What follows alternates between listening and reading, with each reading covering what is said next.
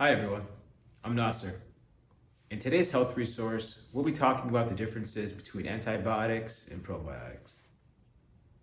In this video, we aim to help community members understand what an antibiotic is, how it works, and what a probiotic is. In today's resource, there are 4 chapters. Chapter 1, who created the first antibiotic? Chapter 2, what are antibiotics and how do they work?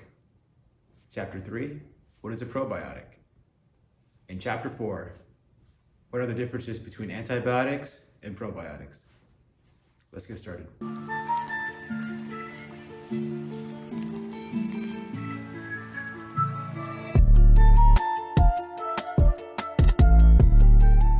Chapter 1. Who created the first antibiotic? The first antibiotic was founded by German physician Paul Ehrlich, who used chemical coloring agents to dye the outside of a bacteria, and in doing so, noticed differences in the structure of the bacterial cell. He hypothesized that this difference would allow for selective killing of these bacterial cells without killing the other important cells around it.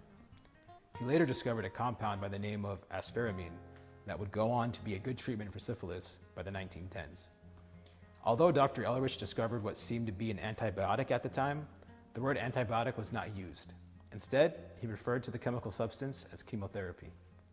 Penicillin was discovered by Scottish physician Dr. Alexander Fleming in 1928. Prior to this discovery, people who had blood infections from a cut or a wound would get very sick and unable to be treated and ultimately die. Side note, it is said that in ancient Egypt, there was a practice of using moldy bread on infected wounds to help healing. Going back to Dr. Alexander Fleming, he had a petri dish containing Staphylococcus bacteria, the one known to cause sore throats and abscesses, that had formed a blob of mold on one part of the dish. On the other side of the dish was some mold with no colonies around it. This mold was later identified as Penicillium notium. This intrigued the good doctor, and Dr. Fleming and his team spent many years trying to isolate and stabilize the compound that would one day be called penicillin. It was not until the 2 scientists from Oxford, Howard Florey and Ernest Chain, developed a method for mass-producing penicillin that it became widely available. Right in time for D-Day, they shared the 1945 Nobel Prize in Medicine with Dr. Fleming for their roles in helping mass-produce the first antibiotic. Chapter 2. What are antibiotics? How do they work? Antibiotics are essentially toxins that affect one type of organism, bacteria, and not others, for example, human tissues. Which is good, because if antibiotics had the same effects on our tissues as they did on bacteria themselves, they wouldn't be called antibiotics, and most likely would not be used the same way they are now, treating bacterial infections or preventing bacterial infections. An antibiotic toxin can be made from proteins, fats, and/or carbohydrates. Depending on the type of antibiotic, it can affect the bacteria in 3 different ways.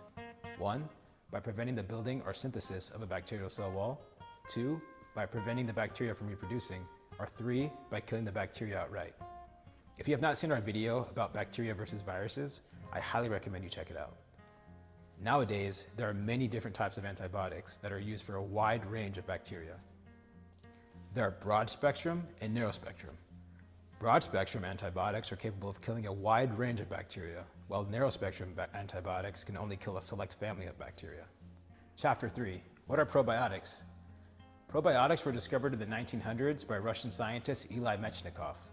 He hypothesized that the microorganisms found in yogurt were what enhanced the lives of the rural folk of Bulgaria. The Bulgarians were consuming a lot of fermented dairy products such as yogurt at the time.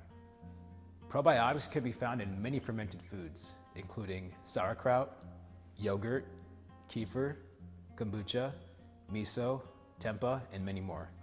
Probiotics are good bacteria and yeast that are intended to be helpful in the upkeep of your gut health, especially after using a broad-spectrum antibiotic, the antibiotics that wipe out both good and bad bacteria from your gut. They keep the good bacteria at higher levels over the bad bacteria. Probiotics also influence your immune system. When applied externally, probiotics can help with skin conditions such as eczema or atopic dermatitis, a chronic condition in which your skin gets red and itchy. There's ongoing research on how probiotics work, but some of the initial work shows that different bacteria have different effects on the body.